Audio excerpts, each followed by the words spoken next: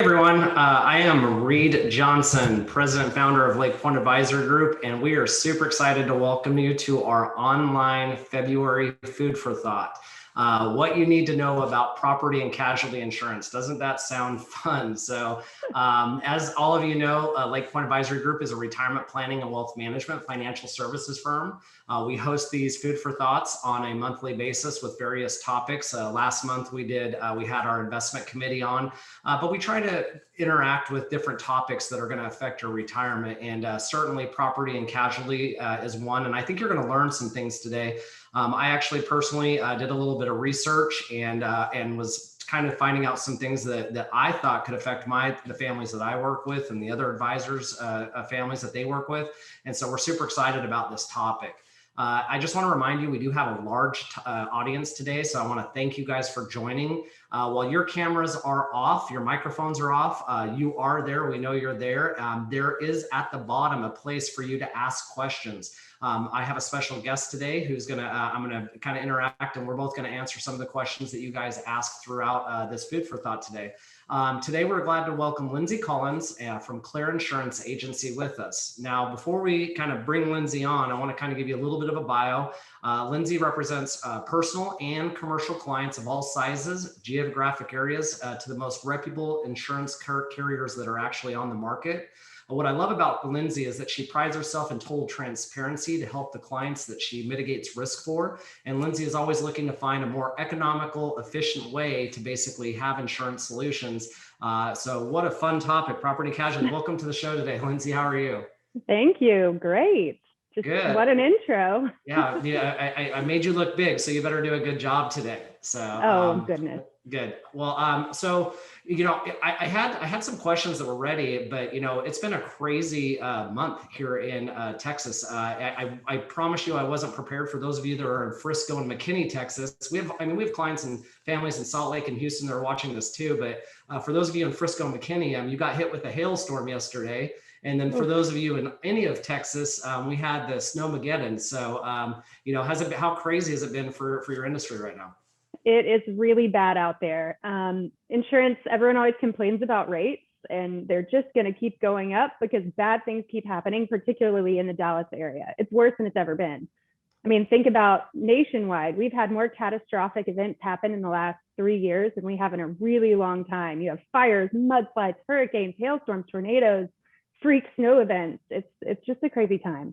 Yeah, and so I bet you guys are busy. Phones are ringing through the roof. I know that personally, I got affected. I've talked to several families that I work with that had complete devastation of their homes. Like I saw videos of just ceilings coming in through pipes, and so I think that this is probably more. We actually planned this back in, I think, November to have you on for this month. And wow, what a month to kind of start this. So I'm just going to kind of, hit some questions that I have. Some of them are going to be kind of changed based on the environment that we're in right now.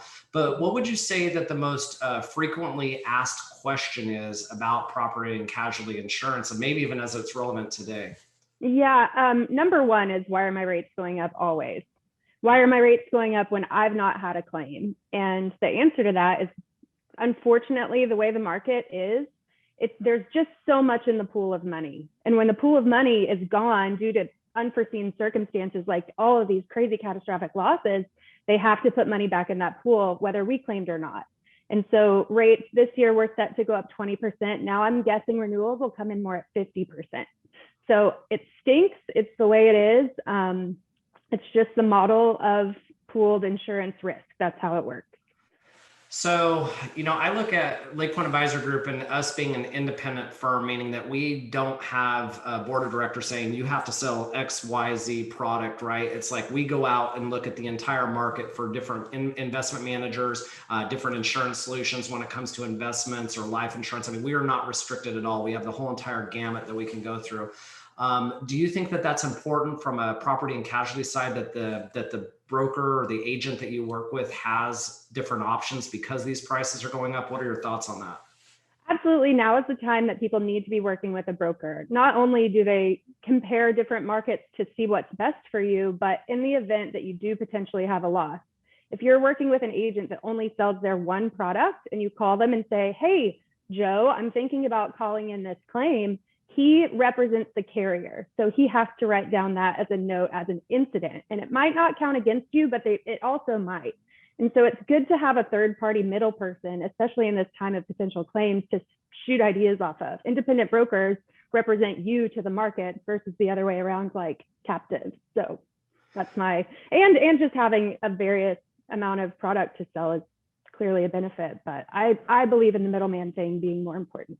Right. Well, one of the things that I was told, and I don't know, and again, I'm going to ask you questions because and by the way, please, if you're just joining, I have Lindsay Collins with Clear Insurance Agency. She is one of the best insurance brokers that I have actually worked with over my 20 years. So, I'm calling her all the time. When you guys ask me questions, I'm calling Lindsay on a lot of these things that I don't know.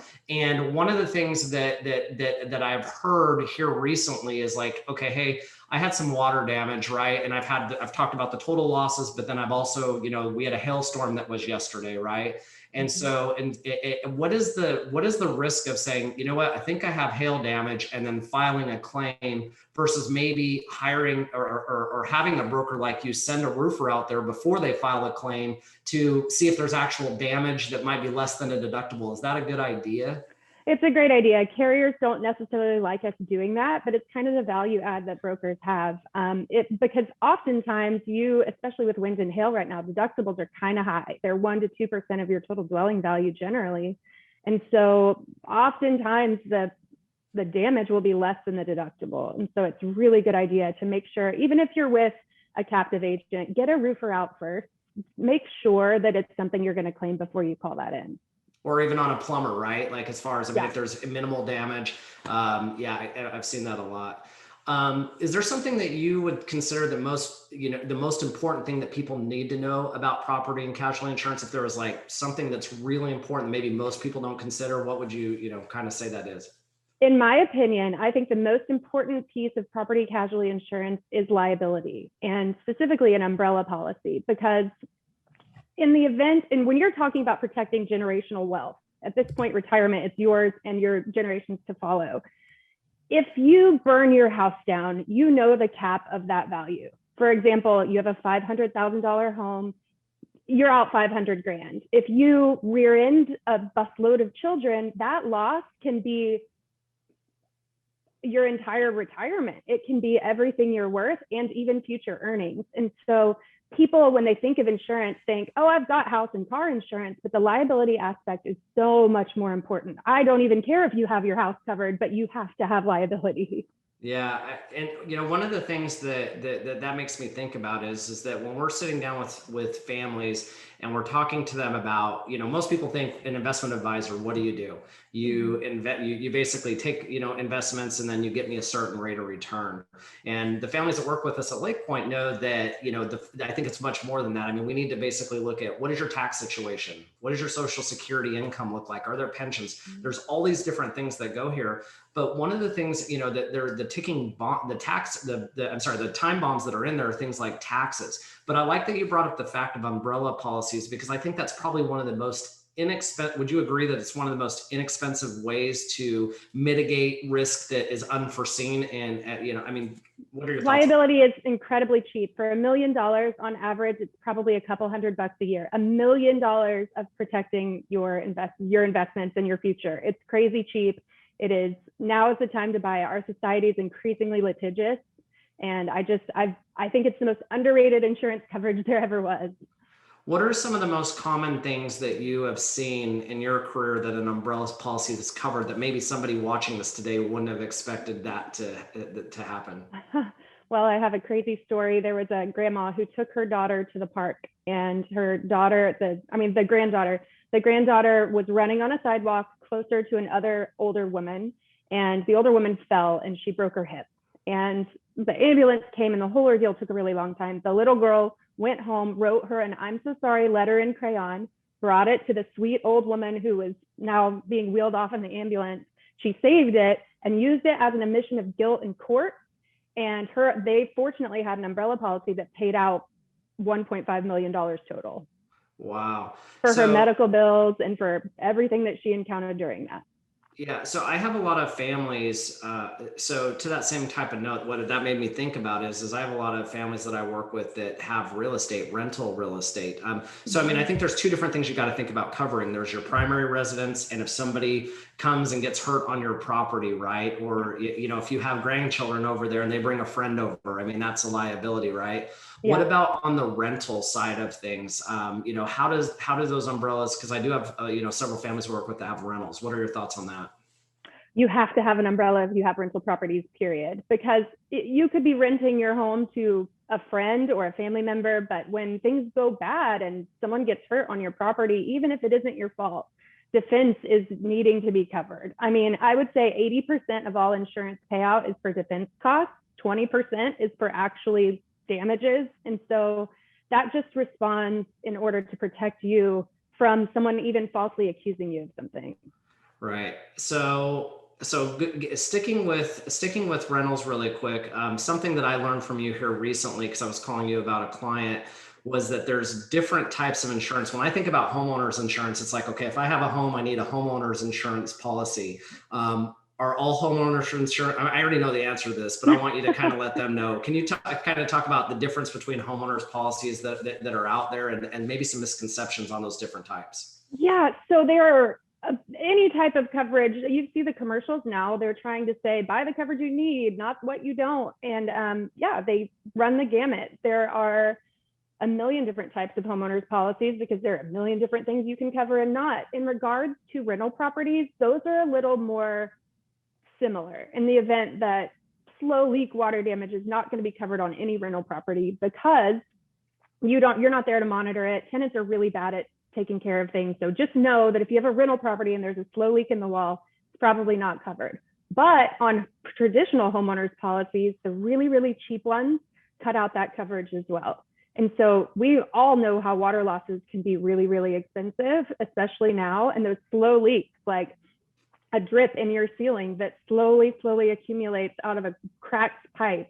And then suddenly there's a giant water damage circle on your ceiling, and then your ceiling caves in. I mean, that loss would not be covered on some of those policies. The other big thing to look for is foundation water damage coverage, especially in Texas. We have very shifting slab foundations down here. And if a pipe bursts in your foundation or even cracks and is leaking and they have to access it, a lot of those cheap insurance policies will not cover that at all.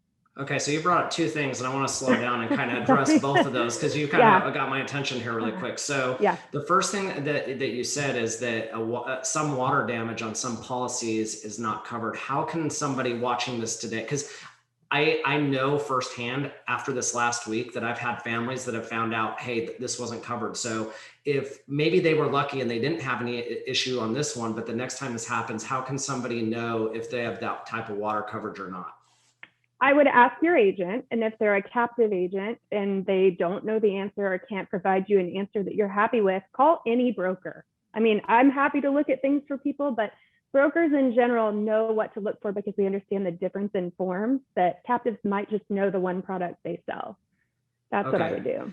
Now, the second thing that you said is you mentioned cheap insurance. And so my wife, and if anybody knows me, I joke about this all the time. I am very, very frugal. I am cheap. There's, there are certain things that I just don't like to spend money on. And I am always the guy in the past shopping for that, most inexpensive rate for homeowners insurance. If I am that person, what should I be worried about?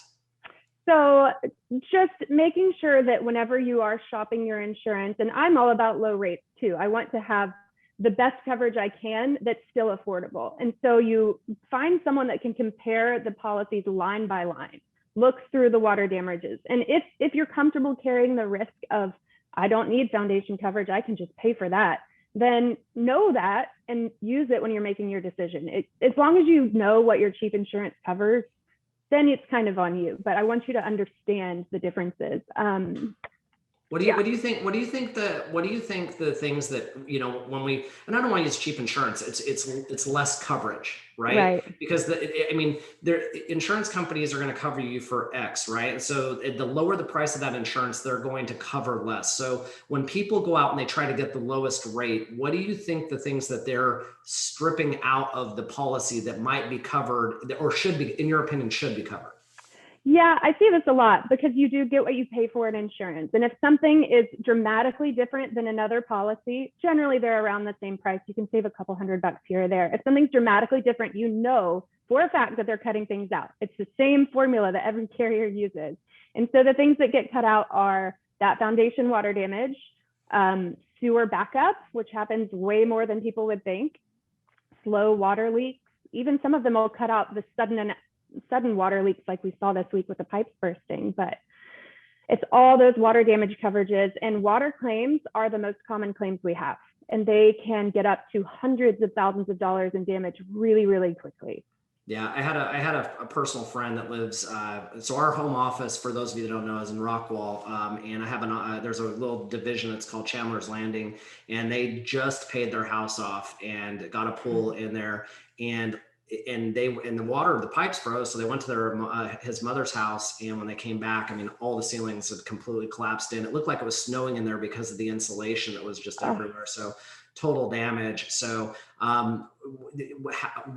what percentage of policies do you see that actually cover that type of water damage?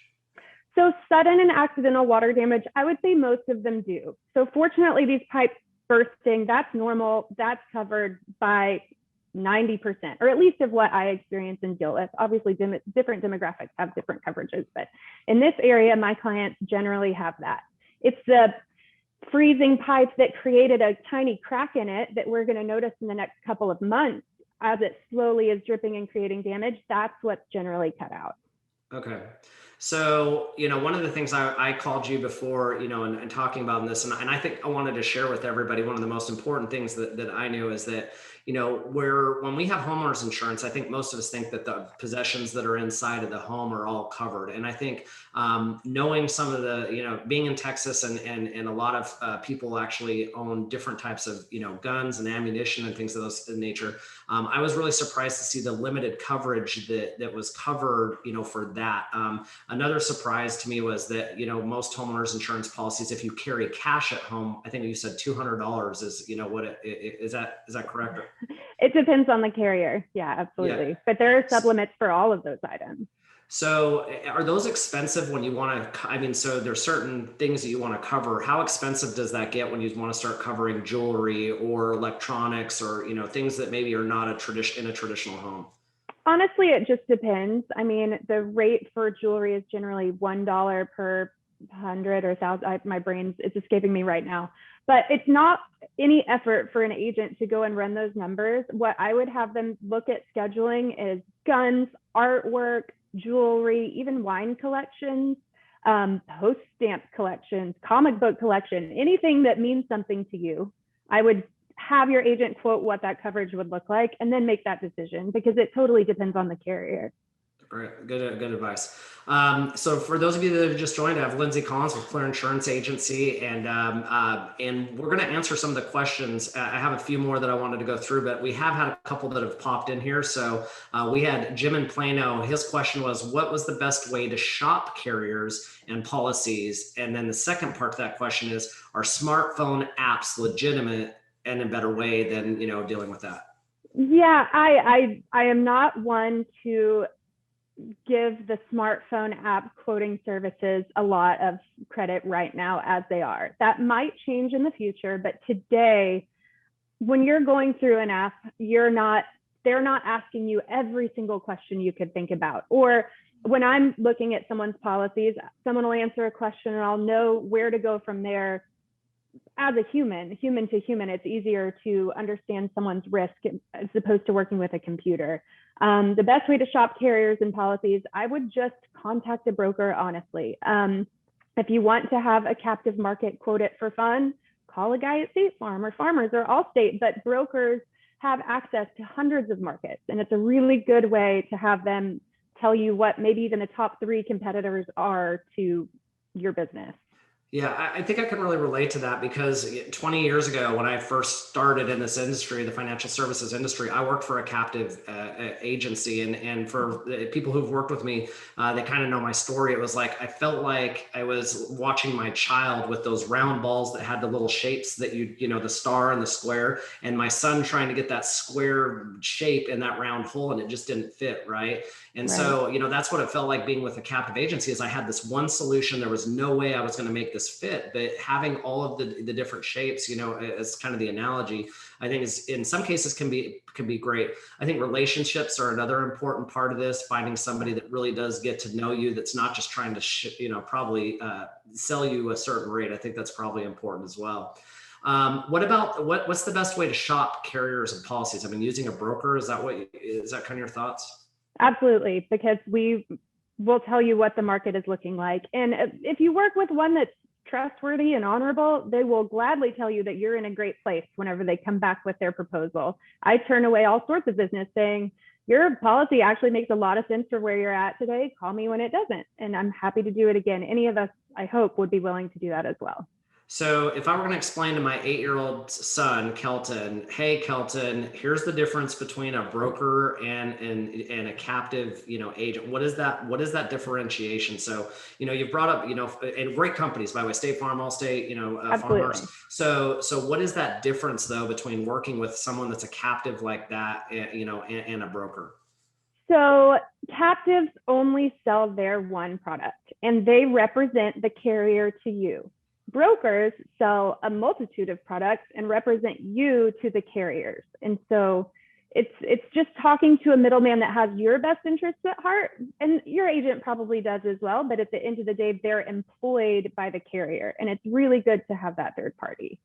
Now, I remember when I was stuck during Snowmageddon, I was actually stuck out of state. I was visiting my mom, and you called me and you're like, hey, if you have any families that have, because getting a plumber for some people, I mean, getting a pool person, a plumber, someone like that is very difficult. You were like, hey, I have, if you have a client that, needs, some help, I have people that we can send. How do you get that kind of access versus someone that's captive on the broker side? I mean, where did that come from?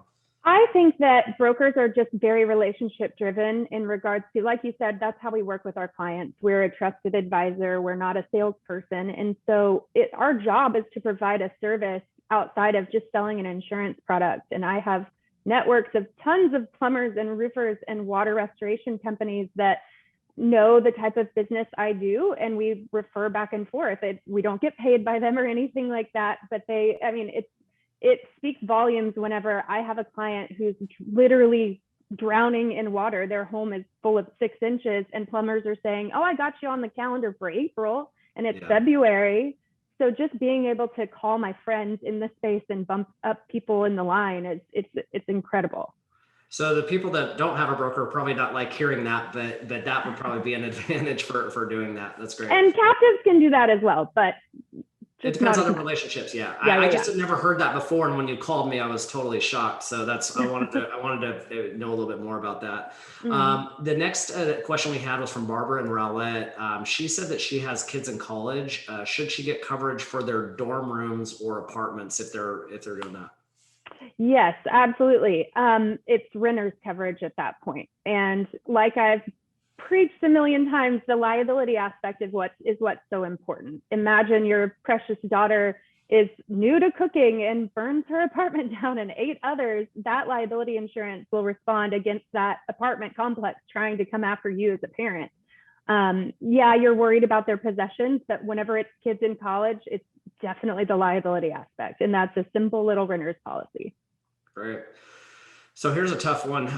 If, there are lots of different insurance companies out there. So I think about, on our side, when our investment team is coming and they're like, hey, Reid, this is the best large cap manager. This is the best small cap manager, and they have this whole due diligence process of why they pick this manager and put it in our clients' portfolios. How do you, what are the differences between the different insurance agencies that you use, and the coverages that they offer? I mean, because for me, again, it should seem as simple as, okay, I get homeowner's policy, I have a 1% deductible, and it covers X, Y, and Z. Mm-hmm. Why are there price variations, and what are the difference between these carriers? Oh man, that's such a tricky question. So the way that insurance world works, there are 2 kind of categories of insurance carriers. There's what they used to call the high net worth carriers, which now they've switched to the successful family carriers because people relate to that better. And then there's middle market. And middle market is anyone whose home is under $1 million, not market value, construction costs, totally different, particularly in Texas. And then the high net worth carriers, I still call them that, is from, let's say your dwelling value is $1 million plus. And there are so many differences. Your autos are agreed value instead of taking depreciation into consideration if they're totaled. They don't ask questions when paying claims because they know that these wealthy families don't have time to deal with it. Their business model is just much more customer service oriented. I wish middle market would catch up. I'm not sure they ever will, but if you have a home that's $1 million plus and you're not with a Chubb, an AIG, a Pure, a Vault, a Cincinnati, a Berkeley one, get there. It's where it will pay its weight in gold in the event that there's ever a claim. Awesome. That's to me, it sounds like kind of more of a concierge type of service. So if you're that type of person that you're just like, hey, I don't want to have to wait for an adjuster to come out and XYZ. They're going to write checks versus, waiting for the stuff. Okay. That makes sense. I just had another question pop up from Paula and Wesley. Their question is, do I need a separate liability policy, one for my residence and one for my rental property, or will one existing liability policy cover both properties? So that depends. It depends on how the property is actually titled. If your rental properties are in an LLC, for example, then it needs to follow that name. If it's an LLC that only holds properties and it's not a full commercial exposure, sometimes your personal umbrella can still go over that. You just have to add I'm getting into insurance jargon, but as long as it's not a commercial entity that is holding these rental properties, then you can have the same umbrella for both. So I know we're not both attorneys and I don't know the answer to this, but I wonder if you do. So I know that some clients put individual properties in LLCs or series LLCs. Would that consider a corporate policy and they need to have corporate insurance, or can it still be personal? It can still be personal as long as that LLC only handles personally owned rental properties like that. And again, that depends on carriers. Some might not feel that same way, but in the majority of ones I deal with, as long as the entity has no commercial exposures associated with it. A lot of times someone will say, I'm going to put it in this LLC that also somehow my daughter's hair salon is tied to, then that's a little different. Yeah. Okay. So, and so that you folks know, Lindsay is also very versed in the commercial side of things, which is unique because most people kind of specialize in one side or the other. And Lindsay actually has worked she's had a lot of experience in both sides of that. So if you have a commercial question, please answer that as well. Well, a lot of times homeowners can bleed over into commercial. If there's a ranch, for example, that happens to be monetized, that's a commercial exposure. And so you have to understand both generally. So that's a great, I'm glad I brought that up. So what other situations would you say that common or more common situations than not that somebody has just a personal insurance and they really should have commercial? So you brought up ranch. I do have, we have a lot of families that have ranches. So what else would you say? Again, it depends. It's case by case for each client. Ranches can be personal, but the second someone's paying you to hunt on it, or the second you're selling cattle or creating honey on it, that seems like a hobby, that's a commercial exposure at that point. And so you just need to talk to your agent. It is 100% case by case. Those rental properties, deciding if that should be commercial versus personal, that's something you need to talk to someone who can understand it and make a specific suggestion to you. Awesome. Okay. I have Mr. Pollock in here. He's asking a question. He said, regarding the umbrella coverage, how do you determine how much to insure? I hate that question because I personally can never tell you the exact amount. I can recommend your entire net worth, including future earnings. At the end of the day, you have to come up with that number and what you feel comfortable with. But you have to realize, do a light Google of terrible things that have happened that umbrella policies have paid for, and there are case studies, millions of them. I would do your entire net worth, including future earnings. So how we would do that, folks, is in your financial plan in the software, we can actually do an estate estimation inside of there. And so how far are future earnings? Because I mean, we don't want to do it like, if our life expectancy is 92, I mean, sometimes, we say, hey, for savings, you should have, 3 years or 7 years, what do you have, like how far of future earnings? No, there's actually no guideline on that because can get sued if we make a recommendation on what that limit should be, and anything ever goes over it, we try really hard to stay away from doing that. We can just work with your financial advisors to come up with a mutually agreed upon limit. So you're going to use my word. It depends. That's like I always said. I said in my TV show, my radio show, but it depends. Everybody's situation is different. Okay. Yep. Absolutely. So a few more questions that came in here. Mr. Figueroa said, whatever carrier is chosen, insured, and if the insured doesn't know how to read their HO policy, what so what do you suggest to improve their understanding of this insurance contract? So I would go to your agent and specifically ask, please point out to me all of the different coverages this includes and excludes. And that may sound like a really daunting task, but it's pretty straightforward. Exclusions, like perhaps one will exclude vermin. I'm happy to read a policy and help you understand line by line what it has and what it doesn't have. And then you can decide what you're comfortable with. There's also state resources. Texas has called OPIC. I don't know what that stands for. OPIC. I'm sure it's on there. There is a resource where you can type in your homeowner's policy carrier and pick the type of policy it is, and it will tell you, and you can compare it to other carriers, the differences between those forms.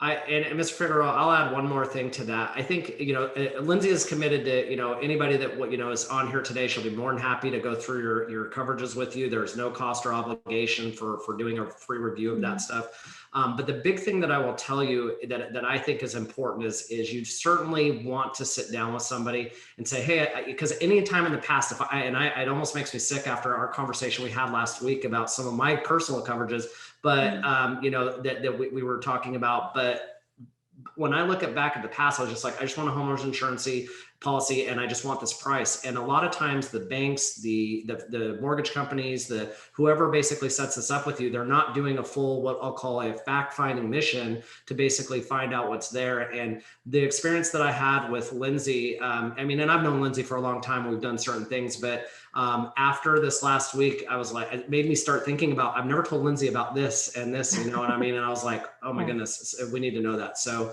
definitely whoever it is you're working with, whether it's that captive or if you want to give Lindsay a shot, please make sure they understand the information, which is going to go into Miss Aldrich's question right here. Should you have a separate liability coverage to cover for covering carrying a handgun, or coverage that through, or is that covered through the umbrella policy?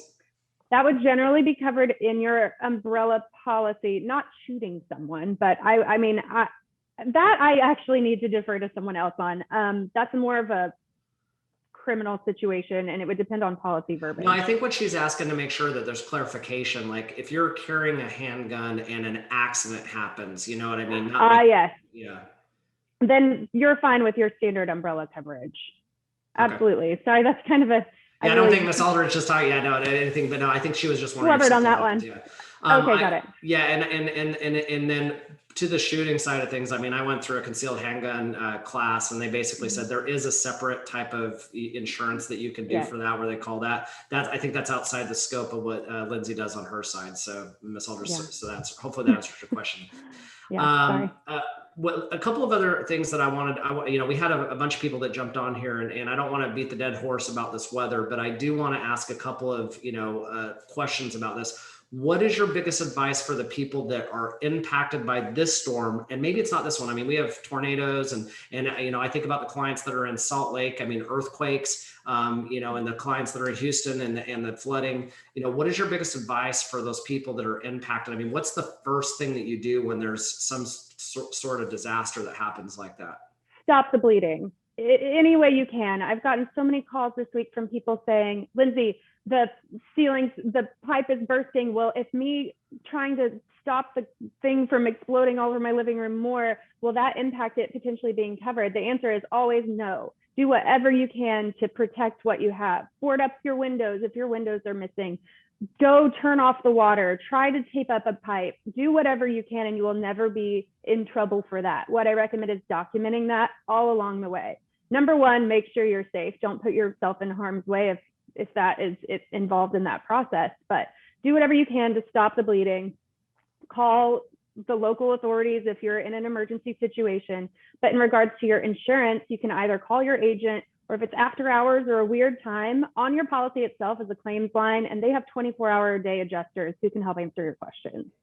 Okay. So don't just put your head in the sand and then say, hey, we'll wait till the adjuster comes out. You do have to try to mitigate damage, is kind of what I understood. I don't think you have to, but it's highly, highly recommended because it'll only protect you in the long run. Okay, that's great. We got a few more minutes for some additional questions, so please feel free if you want it. We got a couple more that are here, but if you have a question for Lindsay, again, with Clear Insurance Agency, she'll be more than happy to answer this. This one goes back to Mr. Ferguson is asking freeze damage to the home and swimming pools. Are they covered by most insurance policies? Some are and some are not. Okay. Yeah. So it depends. Almost everyone I know had swimming pool damage. Everyone with a pool had something happen, and it's really terrible because there are certain carriers that will offer coverage for your pumps and similar equipment under your other structures coverage, but a lot don't. I mean, I was dealing with a high net worth client yesterday that theirs also didn't, and they tend to throw in every coverage they possibly can. So it's totally case by case basis. If that's something you're concerned about, then we need to look at your policy and see if it does or does not. The really important thing to think about there is that would be subject to deductibles. So unless let's say your deductible is $5,000 and you have $2,500 of damage to your pump, then maybe you wouldn't want to claim that in the first place. That goes back to that initial problem. But the pipes underground, I don't believe those are ever going to be covered. Pipes from the pump to the pool and vice versa. So Mr. Fowler had an add-on question with that, and actually they came in at the same time. So lots of pool damage. He said, his particular agent said that no carriers in Texas cover pools. So you're saying that there are some that cover pools, they just don't cover the underground pipes? The pools themselves, I can't speak to that. I do not believe that there would be coverage for ice expanding and cracking the pool itself, but the pump can sometimes have coverage, under coverage be other structures, and I would 100% wonder who your agent is and who they work for. Because there's definitely add-ons. I mean, because we've talked about a lot of things, like, because I've called you several times about different clients and asking like, hey, can this be covered? Because I've seen collectible cars. I've seen, you mentioned comic books, stamp collections. I mean, those are all definitely things that you want to cover. Kind of in recap, when I think about this and the reason that I wanted to do this last year when I asked you to come on today, is I really have seen a lack of one of the most inexpensive ways that you can protect yourself is umbrella covered policies. So I think that we can kind of, if we were going to recap, I think that everybody should at least talk to their agent, or if they want to give Lindsay a call, we're going to send out information on Lindsay and her company at the end of this, and a recording of this as well.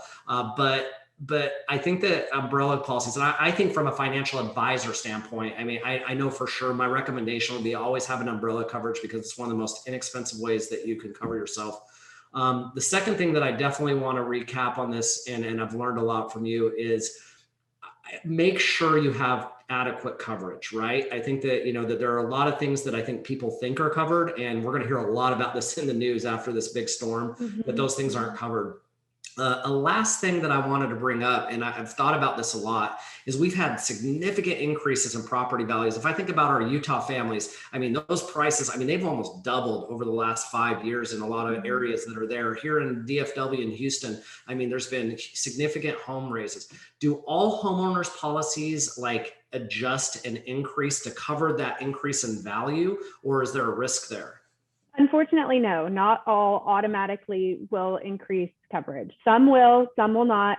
And again, it's not market value that necessarily impacts your dwelling value. It's the cost to rebuild it. And building supplies are at an all-time high in terms of cost because everyone is needing them. Contractors are charging more.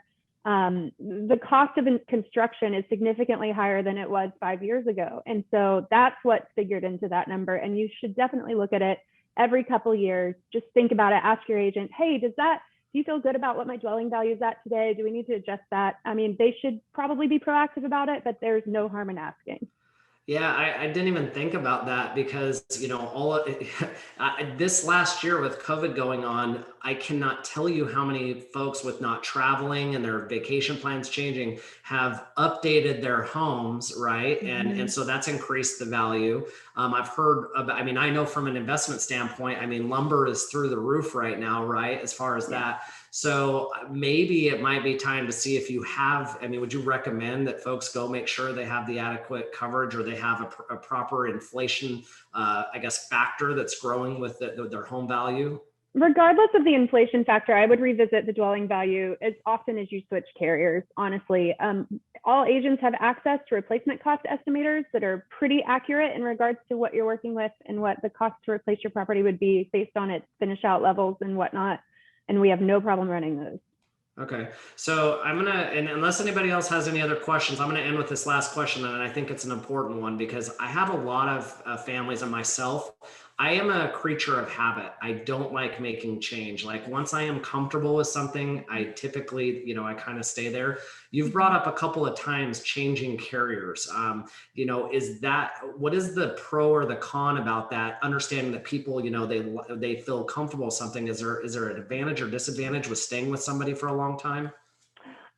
There are sometimes advantages for being long-term clients. They will sometimes grandfather in a certain rate when they're taking rate. However, I think that being with a long-term broker is very important because they understand the state of the market, and you don't have to be a creature of habit anymore because you're still talking to the same person every day. They're just moving you around based on what the market's saying. So if, for example, there's a trigger in their system, if your policies went up a percentage higher than the average increase in premium, everyone's are going up, but they should have a trigger where they go, oh, that's funny. Reid's went up 30% when everyone else's was at 15. Hopefully they're out there changing your policy on your behalf and coming to you with a proposal and saying, hey, looking at the market, this makes sense for you. Then you don't have to do anything differently. You're still speaking to the same people habitually. It's just you're switching carriers and it's no work on your end. Yeah, I think I really understand that because one of the things we help folks out with on estate planning and for income replacement is life insurance. And one of the things that we do, I mean, there's hundreds of life insurance carriers that we're looking at, and we're basically saying, okay, I want term insurance, or no, I want a permanent solution for estate planning. And I know when we go out there and we're shopping, it's like, it's crazy to see the variance in the, I mean, it's not as easy as what yours is, but I mean, if it's the same exact coverage, there can literally be a huge dispersion of the different pricings that's out there for the same coverage, right? That's there. So then what I'm doing is I'm like, okay, I figured out this particular company has an appetite for females that are in their 60s, or this one has or this carrier is actually better for, people that are in their 50s. Is that kind of what you see, and why it might make sense that, hey, if I live in Salt Lake City, Utah, or if I live in, Rockwall, Texas, or Houston, wherever it is, or Granbury, there's different carriers that have different appetites for there, and that's an important reason to shop. Would you say that's correct? Absolutely. And if yeah, there can be big discrepancies in premium due to coverage, but the discrepancies between carriers shouldn't be that big. I mean, it's enough to shop it and move you, but like I said, if there's a huge difference, something's probably missing. If there's a few $100 or even a couple $1,000 savings and it's a $20,000 account, then absolutely there might be a carrier who's moving away from a certain zip code or a certain roof type. And so you just have to look at it case by case. Yeah, well, that's great information. Well, I want to thank everybody. We had a ton of people that joined today, and we're going to send out a recap on this with Lindsay's information, or you feel free to give the call to the office here. We had a ton of great questions, and I want to thank you for joining. Please feel free to give Lindsay a call. I'm going to give you some of the information for her right now if you would like it. The website is clearinsuranceragency.com. That's clearinsuranceragency.com. Her email address is Lindsey, LINDSEY at clearinsuranceragency.com. Her telephone number is 214-810-3676. 814-810-3290. Again, 214-810-3290. Lindsay, I want to thank you for being a part of this discussion today. And as always, Lake Point Advisory Group loves talking with our family. And I appreciate you guys getting on here on a Friday afternoon. If there's anything that you want to discuss, we talked about a lot of things that, Lindsay recommended, working with the financial advisor, getting different coverage limits and making sure that we can answer those questions. Please give us a call. Visit our website at lakepointadvisorygroup.com, or our phone number is 214-771-3363. Thank you so much for joining us today. I look forward to seeing you guys on our March Food for Thought. Have a great day.